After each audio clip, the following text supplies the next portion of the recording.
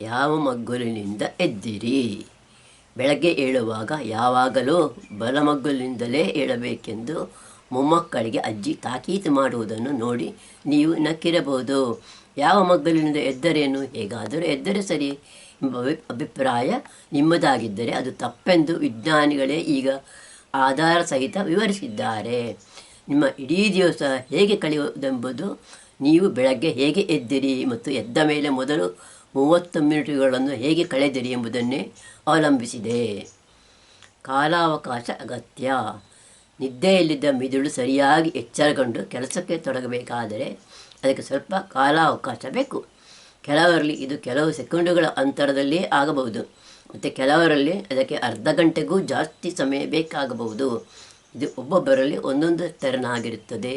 ಅಂದ ಮೇಲೆ ಕೆಲ ಮಂದಿಗೆ ಎದ್ದೊಡನೆ ನೇರವಾಗಿಯೇ ಕೆಲಸದಲ್ಲಿ ತೊಡಗಲು ಸಾಧ್ಯವಾದರೆ, ಇನ್ನು ಕೆಲವರಿಗೆ ಅರ್ಧ ಗಂಟೆಯಾದರೂ ಆಕಳಿಸುತ್ತಿದ್ದು ಅಲ್ಲಿ ಇಲ್ಲಿ ಕುಳಿತು ಸಮಯ ತೆಗೆದು ನಿಧಾನವಾಗಿ ಎಚ್ಚರಕ್ಕೆ ಬರಲು ಮಾತ್ರವೇ ಸಾಧ್ಯ. ಎರಡನೇ ಗುಂಪಿನ ಮಂದಿಯನ್ನು ನೀವು ಎದ್ದೊಡನೆ ಕೆಲಸಕ್ಕೆ ಹಚ್ಚಿದರಾದರೆ ಅವರ ಇಡೀ ದಿವಸವೇ ಹಾಳಾಗಿ ಹೋಗುವುದು. ಮಿದುಳು ಮತ್ತು ದೇಹಗಳನ್ನು ಸಂಪೂರ್ಣ ಎಚ್ಚರಗೊಳ್ಳುವ ಮೊದಲೇ ಕೆಲಸದಲ್ಲಿ ತೊಡಗಿಸಿದ್ದರ ಫಲವಾಗಿ ಅವರಲ್ಲಿ ಬಹುಬೇಗ ನಿಶ್ಶಕ್ತಿ ಮತ್ತು ಆಯಾಸಗಳು ತಲೆದೋರುತ್ತವೆ. ಪರಿಣಾಮ ಅವರ ಮನಸ್ಸಿನಲ್ಲಿ ಜೀವನ ಕುರಿತು ವಿರಕ್ತಿಯೇ ಮೂಡಬಹುದು. ಮೂಲ ಕಾರಣ: ಕಚೇರಿಯಲ್ಲಿ ಇವತ್ತು ಸಿಕ್ಕವರ ಮೇಲೆಲ್ಲ ಎಗರಿ ಬೀಳುತ್ತಿದ್ದೀರೋ ಏನು? ಹಾಗಿದ್ದರೆ ಬೆಳಗ್ಗೆ ನೀವು ಹೇಗೆ ಎದ್ದಿರೆಂಬುದನ್ನು ಜ್ಞಾಪಿಸಿಕೊಳ್ಳಿ. ಬಹುಶಃ ಎದ್ದೊಡನೆ ಯಾರೋ ತಲೆಹರಟೆ ಮಾಡಲು ಬಂದಿರಬೇಕು, ಅಥವಾ ನಿಮ್ಮ ಮನಸ್ಸಿಗೆ ಅಸಮಾಧಾನ ತರುವಂತಹ ಪ್ರಸಂಗ ನಡೆದಿರಬೇಕು.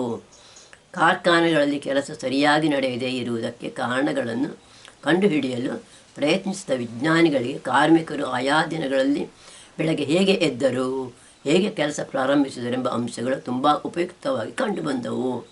ಬೆಳಗ್ಗೆ ಎದ್ದೊಡನೆ ಅವಸರವಾಗಿ ಶೌಚಕರ್ಮಾದಿಗಳನ್ನು ಮುಗಿಸಬೇಕಾಗಿ ಬಂದಾಗ, ಹೆಂಡತಿ ಮಕ್ಕಳೊಂದಿಗೆ ಇಲ್ಲವೇ ನೆರೆಮನೆಯವರೊಂದಿಗೆ ಸ್ಪರ್ಧಿಸಬೇಕಾಗುವಂತಹ ಸಂದರ್ಭ ತಲೆದೋರಿದ್ದರೆ ಅಂತಹ ಕಾರ್ಮಿಕರು ಕೆಲಸಕ್ಕೆ ಬಂದಾಗ ರಾತ್ರಿ ನಿದ್ದೆ ಕೆಟ್ಟವರಂತೆ ಕಾಣಿಸುತ್ತಾರೆ. ಕೆಲಸದಲ್ಲಿ ಇವರು ಅಡಿಗಡಿಗೆ ತಪ್ಪು ಮಾಡುವುದು ಪರೀಕ್ಷೆಗಳಿಂದ ದೃಢಪಟ್ಟಿದೆ.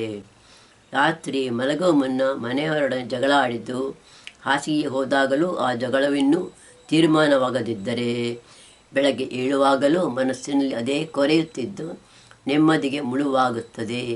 ಅಂತಹವನ ಮಿದುಳಿಗೆ ಮತ್ತು ದೇಹಕ್ಕೆ ಬೆಳಗ್ಗೆ ಸರಿಯಾಗಿ ಎಚ್ಚರಗೊಳ್ಳಲು ಸಾಧ್ಯವಾಗುವುದಿಲ್ಲ. ಹಾಗಾಗಿ ಕಚೇರಿಗೆ ಹೋದ ಮೇಲೆ ತನ್ನ ಕೈ ಕೆಳಗೆ ಕೆಲಸ ಮಾಡುವವರ ಮೇಲೆ ಅವರು ದಿನವಿಡೀ ಎಗರಿ ಬೀಳುತ್ತಿರುತ್ತಾರೆ. ನಿಮ್ಮ ಇಡೀ ದಿನ ಹಾಳಾಗದಿರಬೇಕಾದರೆ ಈ ಕೆಳಗಿನ ಕೆಲವು ನಿಯಮಗಳನ್ನು ನೆನಪಿಟ್ಟುಕೊಳ್ಳಿ. ನಿಯಮಗಳು: ದಿನವೂ ಬೆಳಿಗ್ಗೆ ಎದ್ದೊಡನೆ ಮನೆಯ ಮಂದಿ ಶಾಂತಿಚಿತ್ತದಿಂದ ಶೌಚ ಸ್ನಾನಾದಿಗಳನ್ನು ತೀರಿಸಲು ಅನುವಾಗುವಂತೆ ಅದರ ಉಪಯೋಗ ಕುರಿತು ನಿಯಮಗಳನ್ನು ಹಾಕಿಡಿ. ಏನೇ ಜಗಳವಿದ್ದರೂ ಮಲಗುವ ಮೊದಲೇ ತೀರಿಸಿ ಬಿಡುವುದು ಒಳ್ಳೆಯದು. ಇಲ್ಲವಾದರೆ ಅದು ಮರುದಿನ ಬೆಳಗ್ಗೆ ತಲೆ ಎತ್ತುತ್ತದೆ. ಏನೇ ಆಗಲಿ ಬೆಳಗ್ಗೆ ಎದ್ದೊಡನೆ ಯಾರೊಡನೆಯೂ ವಾದ ವಿವಾದಕ್ಕೆ ಸಿಕ್ಕಿಕೊಳ್ಳಬೇಡಿ. ಎದ್ದೊಡನೆ ಎಲ್ಲರೂ ನಿಮ್ಮ ಹಾಗೆಯೇ ಗಡಿಬಿಡಿಯಿಂದ ಕೆಲಸಕ್ಕೆ ತೊಡಗಬೇಕೆಂದು ಒತ್ತಾಯಿಸಬೇಡಿ. ಕೆಲವರಿಗೆ ನಿಮಗಿಂತ ಜಾಸ್ತಿ ಹೊತ್ತು ಎಚ್ಚರಗೊಳ್ಳುವ ಸಮಯ ಬೇಕಾದೀತು.